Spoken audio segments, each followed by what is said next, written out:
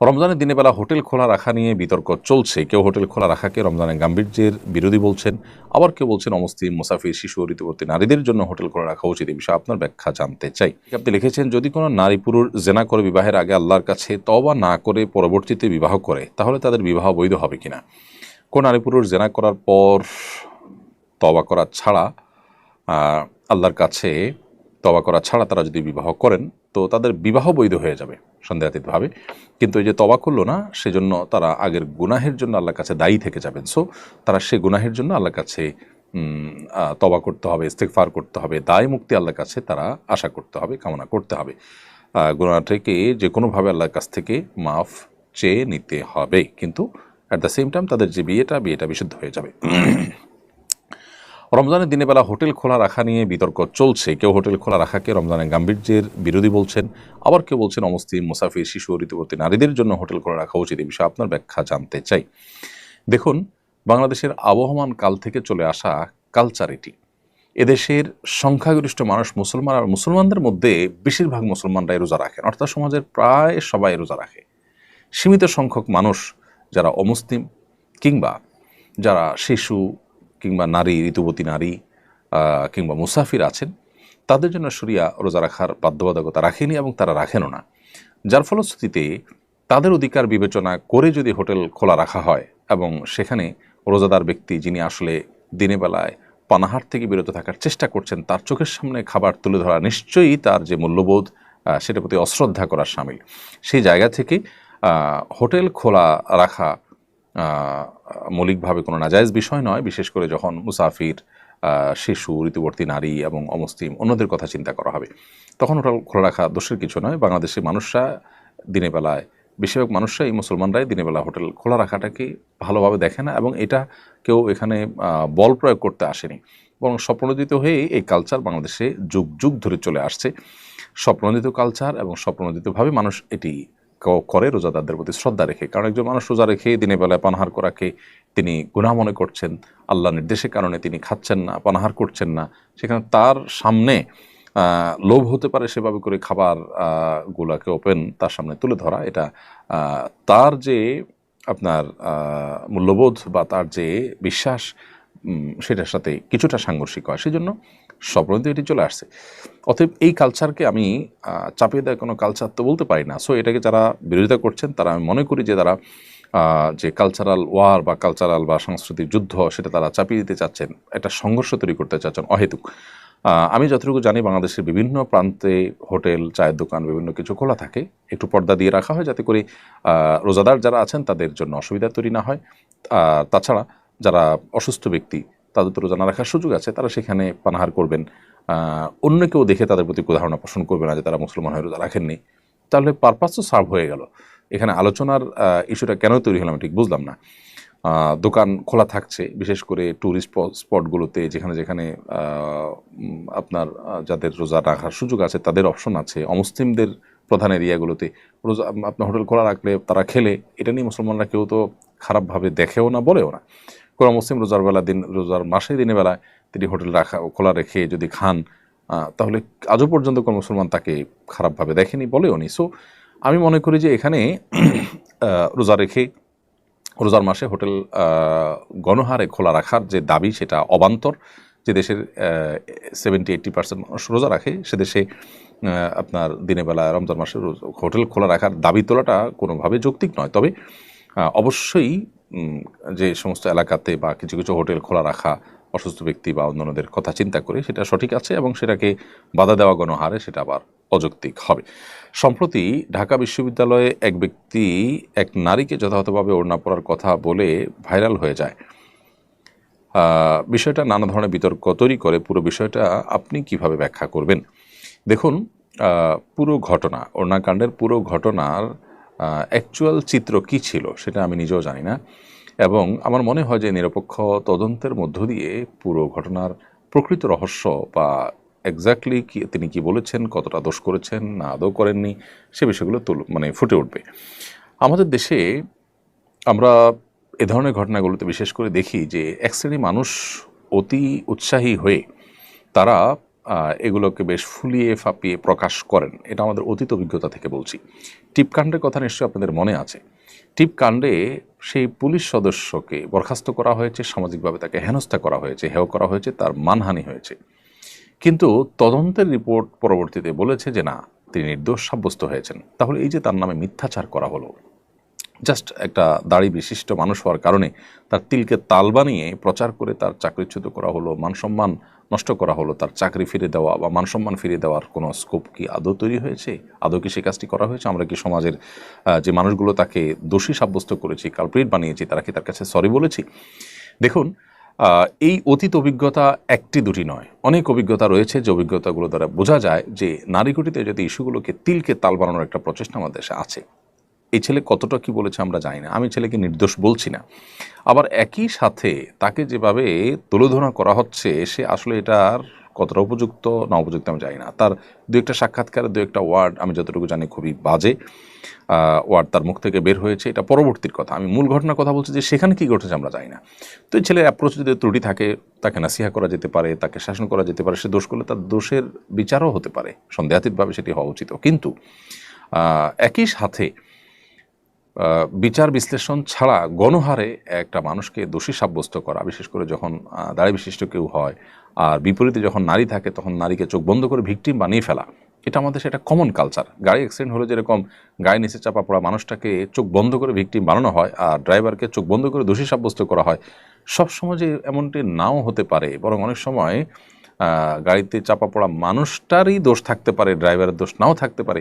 এই জিনিসটা আমরা বেমালুম ভুলে যাই। তো এই জন্য আমি আশা করব এ বিষয়ে যথাযথ তদন্ত হয়ে তারপর উপযুক্ত দোষী ব্যক্তিকে বিচারের মুখোমুখি করা হবে। আর দাওয়াতি কাজ যে যুবক করেছেন, তিনি দাওয়াতি কাজ করার প্রক্রিয়াতে যদি কোনো ভুল করে থাকেন, পদ্ধতিতে ভুল করে থাকেন, তো অবশ্যই সেখান থেকে অন্যদের শিক্ষা নেওয়া উচিত যে দাওয়াতি কাজ সঠিকভাবে করতে হয়, না হলে তার লাভের চাইতে ক্ষতি বেশি হয়। কিন্তু একই সাথে আমি পুরো বিষয়টাকে তদন্ত করে তারপরে প্রকৃত দোষী সাব্যস্ত হলে তার বিচারের দাবি করছি। এবং আমি যতটুকু জানি তিনি জামিনে মুক্ত হয়েছেন। অতএব জামিনে মুক্ত হলে এটাকে আবার দোষারোপ করা বা এটা নিয়ে আবার অনেক কথা বাড়ানোর কোনো কারণে। তবে একই সাথে অতি উৎসাহী কিছু মানুষ তাকে আবার পাগড়ি পরিয়ে একেবারে যেভাবে তাকে অ্যাপ্রিসিয়েট করেছেন, সেটা নিয়ে অবশ্য যথেষ্ট আপত্তি তোলবার সুযোগ আছে। এই জায়গা থেকে যে এ ছেলের অ্যাপ্রোচটা সঠিক বেঠিক কী ছিল না ছিল জানা শোনা ছাড়াই শুধুমাত্র তিনি হয়তো আপনার ধার্মিক অথবা দাড়িধারী, সেই কারণে তাকে আমি অ্যাপ্রিসিয়েট করলাম। তার যদি কোনো ভুল হয়ে থাকে সেটাকেও তো সংশোধনে আনা উচিত। তো আমার মনে হয় পুরো বিষয়টা তদন্ত করে প্রকৃত চিত্রটা তুলে ধরা দরকার। তার আগ পর্যন্ত অন্তত কাউকে ভিকটিম আর কাউকে দোষী সাব্যস্ত করাটা এটা ইটসেলফ আরেকটা মব জাস্টিস হয়ে যায় কিনা। রোজা রেখে হিজামা চিকিৎসা গ্রহণ করা যাবে কিনা? রোজা রেখে হিজামা চিকিৎসা করতে পারবেন। নবী করিম সাল্লাল্লাহু আলাইহি ওয়াসাল্লাম রোজা রেখে হিজামা চিকিৎসা নিয়েছেন, সেই জায়গা থেকে আপনি রোজা রেখে হিজামা চিকিৎসা করতে পারবেন। ফাহিমা খাতুন আপনি লিখেছেন, কালকে আমাদের এক্সাম আছে, রোজা রেখে কি নকল করা যাবে? ইন্না লিল্লাহি ওয়া ইন্না ইলাইহি রাজিউন। এমনিতেই তো নকল করা গুনাহের কথা। একজন ইমানদার, একজন মুসলমান তিনি পরীক্ষা নকল করতে পারেন না, এটা গুনাহ, আল্লাহ তাআলা আমাদের জন্য হারাম করেছেন। সেখানে রোজা রেখে রমজান মাসে সেটি করলে তার অপরাধের ভয়াবহতা আরও বেশি হবে। সন্দেহাতীতভাবে রোজার সম্মান নষ্ট হবে। যে মাসটা গুনাহ ত্যাগের মাস, সে মাসে গুনাহ করাটা হবে একরকম বিদ্রোহের মতো অপরাধ। সো অবশ্যই আল্লাহকে ভয় করা উচিত। এমনি মঈনুল হক আপনি লিখেছেন, আমি একজন ব্যবসায়ী, দোকান পরিচালনার কারণে নিয়মিত তারাবি পড়তে পারি না, তাতে কি আমার রোজার কোনো ক্ষতি হবে? ভাই মঈনুল হক, আপনি দোকান পরিচালনা করার কারণে তারাবি পড়তে পারেন না, এক্ষেত্রে আপনার দোকানে যদি একাধিক লোক থাকে তাহলে সেক্ষেত্রে পালা বদল করে আপনারা তারাবি পড়বেন। ব্যবসায়ীদের বিভিন্ন শপিং মলে, মার্কেটে তাদের সুবিধার্থে একাধিক টাইমে তারাবি নামাজ হয়ে থাকে। সো সেই তারাবির নামাজে কখনো আপনি গেলেন, কখনো আপনার কর্মচারী পাঠালেন, কখনো সহকর্মীকে পাঠালেন, এভাবে পাল্টাপাল্টি করে আপনি পড়ার চেষ্টা করা উচিত। আর যদি কোনো কারণে সেটা করতে না পারেন তো একাকী আপনি তারাবি পড়লেও আপনার তারাবি আদায় হয়ে যাবে। এমনি শাহিন লিখেছেন, অসুস্থতা থাকা অবস্থায় গিয়ে রোজা রাখা ফরজ। আপনি যখন অসুস্থ হবেন, এমন অসুস্থতা যে অসুস্থতার কারণে রোজা রাখার জন্য শারীরিক সামর্থ্য আপনার থাকবে না, তখন আপনার জন্য রোজা রাখাটা ফরজ হবে না। আর যদি আপনি অসুস্থতাটা এমন হয় যে সহনশীল পর্যায়ে থাকে এবং আপনি অসুস্থতার মধ্যে রোজা রাখতে পারেন, জাস্ট একটু কষ্ট হবে এটুকু, তাহলে আপনার রোজা রাখা কর্তব্য। যেই অসুস্থতার ফলে রোজা রাখতে গেলে আপনার মৃত্যু, অঙ্গহানি বা সীমাহীন কষ্ট হতে পারে, যেটা অসহ্য হয়ে যাবে আপনার, সে পর্যায়ে হলে তখন আপনি রোজা না রেখে রমজানের পরে এই দিনগুলোর পরিবর্তে রোজা রেখে দিতে পারবেন। রিফাত আহমদ আপনি লিখেছেন, আমাদের দেশে সম্প্রতি সারা বিশ্বে একই দিনে রোজা ও ঈদ পালন করার আহ্বান বেশ জোরে সোরে শোনা যাচ্ছে। এ বিষয়ে আলেমদের মতামত কি? সারা বিশ্বে একই দিনে রোজা, এই দাবিটা বাস্তবসম্মত না। একই দিনে পৃথিবীতে সবসময় আমাদের দেশে যখন দিন হচ্ছে তখন রাত, তাহলে আপনি একই সময় সারা বিশ্বে আসলে রোজা তো রাখতে পারবেনও না। এটা হলো একটা কথা। দ্বিতীয়ত কথা হলো যে নবী করিম সাল্লাল্লাহু আলাইহি ওয়াসাল্লাম তার সময়ও তিনি চাঁদ দেখে আমাদেরকে সিয়াম পালন করতে বলেছেন। এরকম একাধিক হাদিস দ্বারা সাব্যস্ত হয় যে কেউ এক জায়গায় ঈদ করে গেছেন, যে অন্য জায়গায় গিয়ে অন্য দিন হয়তো ঈদের চাঁদ দেখা গেছে, সেখানকার মানুষকে তিনি পরে ঈদ করতে দেখেছেন। আসসামু ইয়াওমা ইয়াসুমুন নাস ওয়াল ফিতরু ইয়াওমা ইফতিরুন নাস, তিনি বলেছেন যে যেদিন সবাই রোজা রাখবে সেদিন তোমরা রোজা রাখবে, যেদিন সবাই ইফতার করবে সেদিন তোমরা ইফতার করবে, অর্থাৎ ঈদ করবে। তো এখানে চাঁদ দেখা যাওয়ার উপরে নির্ভর করে এই আমলটি করতে হবে। আপনার সমাজে আপনি যে দেশে আছেন সে দেশে 99% মানুষ আকাশে চাঁদ দেখে রোজা রাখে। নবী সাল্লাল্লাহু আলাইহি ওয়াসাল্লাম বলেছেন সুমু লিরুইয়াতিহি ওয়া আফতিরু লিরুইয়াতিহি, তোমরা রোজা রেখো চাঁদ দেখে, আবার ইফতার করবে চাঁদ দেখে। সো আমরা চাঁদ দেখব, পৃথিবীর অন্য কোন প্রান্তে চাঁদ উঠেছে না উঠেছে এটা দেখে যদি আমাকে রোজা রাখতে হয়, তাহলে যখন এই টেকনোলজি ছিল না বা থাকবে না তখন মানুষ কী করবে?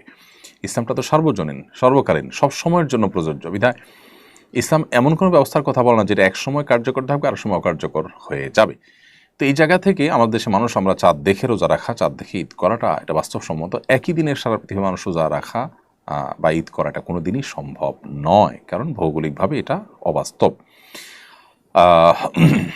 ধরুন সৌদিতে যখন সন্ধ্যা 7টায় চাঁদ দেখা যাবে, নিউজিল্যান্ডে তখন রাত 4টা বাজবে।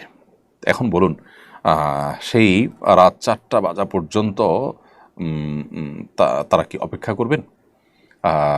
এবং চাঁদ রাত 4টা চাঁদ দেখার সংবাদ পাওয়ার পর তারা কীভাবে তারাবি পড়বেন, কীভাবে সারি খেয়া রোজা রাখবেন? তারা চাকরি করে অন্যান্য দেশেও তারা আমল করেন।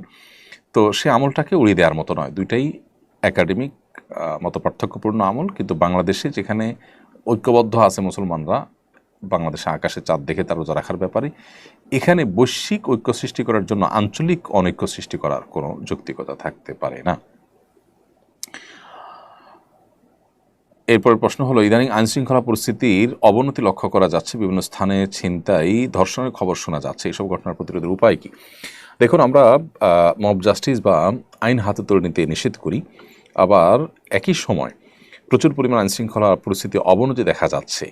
সাধারণ মানুষ ক্ষিপ্ত হয়ে এ ধরনের অপরাধে যারা জড়িত হচ্ছে তাদেরকে গণধোলাই দিচ্ছে, তাদেরকে পিটুনি দিচ্ছে, কোনো ক্ষেত্রে মানুষ মারা যাওয়ার ঘটনা ঘটছে। তো কি করা উচিত? প্রথম কথা হলো যে আইনের শাসন যখন দুর্বল থাকে তখনই এই ধরনের পরিস্থিতি তৈরি হয়। সাধারণ মানুষ, আমি বলছি না যে তারা লেজ গুটিয়ে বা হাত পা গুটিয়ে তারা বসে থাকবে বাসায়, বরং এ ধরনের পরিস্থিতিতে সাধারণ মানুষ স্বপ্নজিত হয়ে বিভিন্ন এলাকায় অপরাধীদেরকে শনাক্ত করা, তাদেরকে ধরা, এটার জন্য তারা উদ্যোগ নিতে পারেন। বিশেষ করে মসজিদ ভিত্তিক উদ্যোগ হতে পারে, যে মসজিদের এলাকাতে মুসল্লিরা নিজেরা ভাগ হয়ে পাহারাদারি করলেন দিনে রাতে, কারা এ সমস্ত করছেন তাদেরকে ধরে আইনের আওতায় নিয়ে আসা। তারা যদি ধরপাকড় করে পুলিশে সোপর্দ করেন তাহলে সেক্ষেত্রে বিচারের মুখোমুখি হতে পারে এবং অনেকটা আতঙ্কিত হয়ে যাবে অপরাধীরা যখন সবাই সতর্ক হবে। আমার মনে হয় এটা আশু সমাধান। আর স্থায়ী সমাধান তো সন্দেহভাবে আমাদের আইনের যে শাসন সেটাকে শক্তিশালী করে। একটা দেশ অস্থিতিশীল হলে আমরা সবাই ক্ষতিগ্রস্ত হব।